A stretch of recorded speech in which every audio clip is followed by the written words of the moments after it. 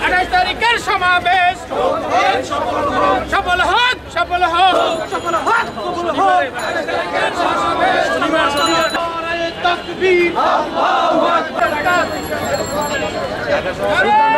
নারায়ে তাকবীর, নারায়ে তাকবীর, আল্লাহু আকবার। ইসলামী আন্দোলন বাংলাদেশ সফল করো, নারায়ে তাকবীর, আল্লাহু আকবার।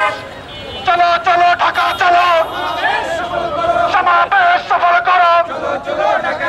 আপনারা সবাই ইতিমধ্যে জেনেছেন আমাদের এই মহাসমাবেশ কেন অনুষ্ঠিত হতে যাচ্ছে। যে সংস্কার, বিচার ও ফেয়ার পদ্ধতিতে নির্বাচন দাবিতে আমাদের এই মহাসমাবেশ। আলহামদুলিল্লাহ আমরা জানি জুলাই আগস্টের বিপ্লবের পরবর্তী বাংলাদেশ। আমরা চাচ্ছি যে সংস্কার, বিচার এবং ফেয়ার পদ্ধতি নির্বাচন, মানে এই দাবিগুলো আদায়ের লক্ষ্যে আমাদের মহাসমাবেশ।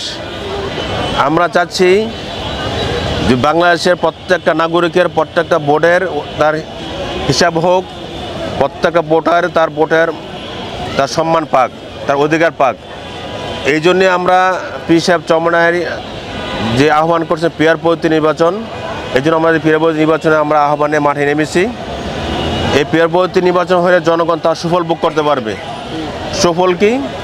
যে বাংলাদেশে নতুন করে কোনো ফ্যাসিস্ট জন্ম হবে না, বাংলাদেশে আবার পতিত স্বৈরাচার সৃষ্টি হবে না, জনগণ তার সুষ্ঠু একজন ন্যায়পরায়ণ শাসক পাবে এবং প্রত্যেক নাগরিক তার অধিকার ফিরে পাওয়ার জন্য ভালো জনপ্রতিনিধি সংসদে পাঠাবে।